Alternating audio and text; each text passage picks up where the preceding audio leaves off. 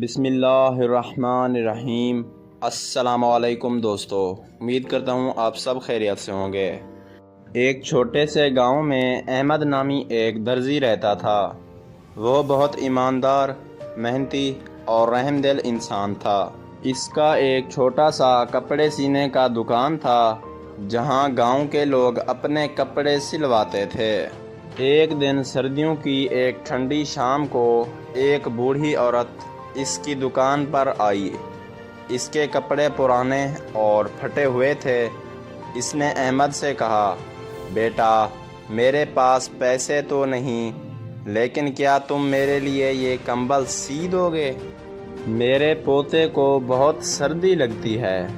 احمد نے مسکرا کر کہا، ماں جی، آپ پیسے کی فکر نہ کریں، میں آج رات ہی یہ کمبل سی دوں گا۔ اگلی صبح بوڑھی عورت کمبل لینے آئی تو احمد نے وہ کمبل اسے پیش کیا۔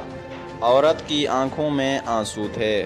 اس نے کہا، بیٹا، تم نے صرف کمبل نہیں دیا، تم نے ہمیں زندگی دی ہے۔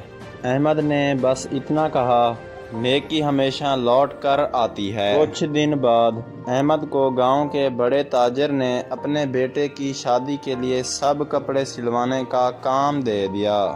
جب احمد نے حیرانی سے پوچھا کہ اسے کیوں چنا گیا، تاجر نے کہا، وہ عورت میری ماں تھی، تمہاری نیکی نے مجھے متاثر کیا ہے۔